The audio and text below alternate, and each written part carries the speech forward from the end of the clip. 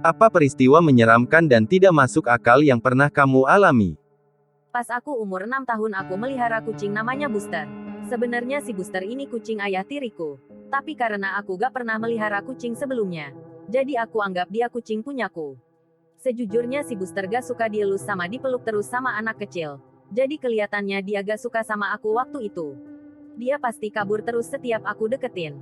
Dia juga bukan kucing rumahan. Jadi biasanya sepanjang hari dia di luar. Baru pulang malam-malam. Suatu hari, si Booster gak pulang. Kita biasanya ngasih makan dia malam-malam pas dia pulang. Aku jadi ngerasa khawatir. Mana banyak anjing liar di sekitar daerah rumahku. Orang tuaku tidak membesar-besarkan masalah hilangnya si Booster biar aku gak terlalu khawatir. Aku pun pergi tidur dan ketika aku sudah mau terlelap, Booster naik ke atas kasurku. Dia tiduran di sebelahku dan dia bahkan bolehin aku ngelus dia sampai aku tidur. Sebetulnya aku kaget karena dia gak pernah semanja ini. Keesokan paginya, aku cerita dengan sombongnya ke orang tuaku kalau si Booster sekarang gak benci lagi sama aku karena kita tidur bareng semalam. Orang tuaku kelihatan bingung dan cerita kalau mereka kemarin malam setelah aku tidur keluar rumah buat nyari si Booster. Dan mereka nemu si Booster udah mati di halaman belakang rumah. Kelihatannya dia diserang sama anjing liar. Aku jadi bingung campur sedih karena kalau dia udah mati kemarin malam, mana mungkin dia tidur bareng sama aku. Sampai saat ini aku selalu berpikir kalau si Booster mau ngucapin selamat tinggal dan terima kasih kepadaku karena aku selalu sayang sama dia walaupun dia galak terus. Beberapa tahun yang lalu, aku dan keluargaku pindah rumah ke daerah yang gak begitu jauh dari rumah yang lama. Suatu hari ibuku bangunin aku tidur dan kelihatannya panik banget. Dia udah gendong adik aku yang masih bayi, dan dia cepet-cepet nyuruh aku keluar. Waktu itu masih jam 4 subuh, dan pas kita sekeluarga udah di luar, ayah coba nenangin ibu aku. Dia nanya ada apa, dan ibuku jawab kalau dia mimpi kita semua bakal meninggal karena keracunan karbon monoksida kalau kita diem di rumah. Terus ayahku bilang kalau detektor karbon monoksida di rumah gak ada yang bunyi dan kita pun memutuskan untuk masuk lagi ke rumah dan melanjutkan tidur. Paginya, ibuku nonton berita di TV sebelum aku pergi ke sekolah. Berita pertama yang ditayangin itu tentang keluarga yang panik keluar rumah gara-gara ada kebocoran gas karbon monoksida di rumah mereka. Mungkin ini cuma kebetulan, tapi semua jadi makin gak masuk akal pas tayangan beritanya memperlihatkan rumah keluarga itu. Rumah itu adalah rumah lama keluargaku. Pas aku masih SMA, aku pernah sendirian di rumah pas weekend. Waktu itu aku ada sekolah hari Sabtu dan baru pulang. Pas lewat depan rumah, aku kayak ngeliat ada nenek-nenek pakai baju serba putih diem berdiri di dalam kamar adikku.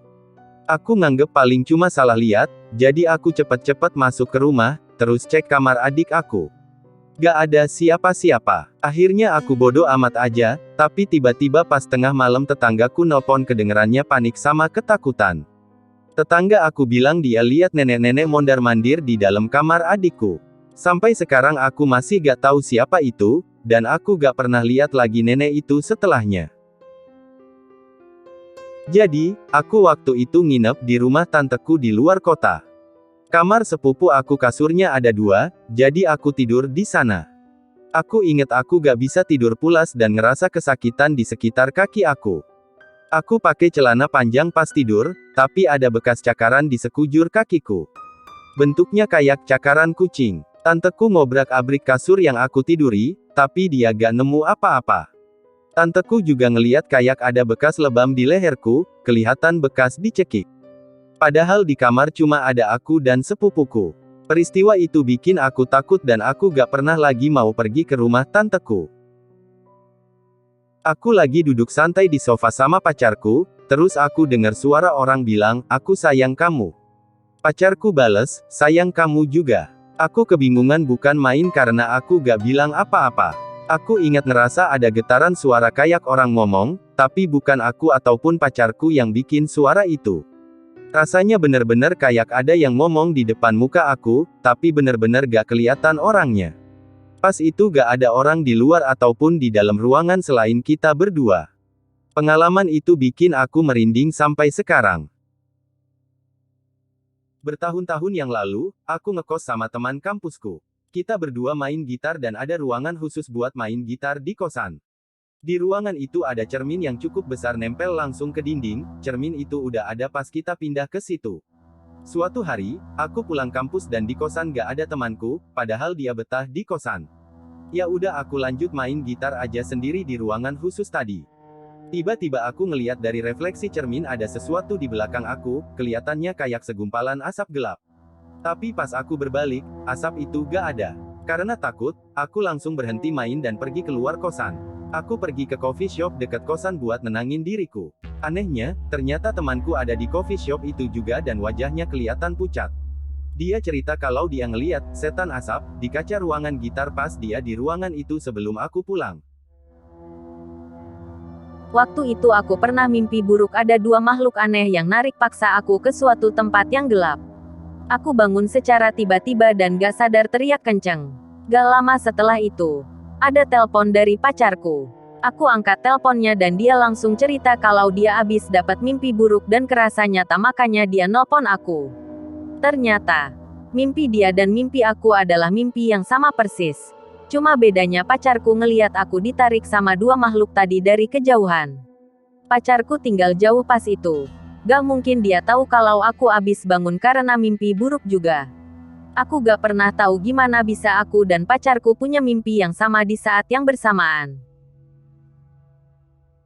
Pas aku masih tahun kedua kuliah, aku pulang ke rumah setiap weekend.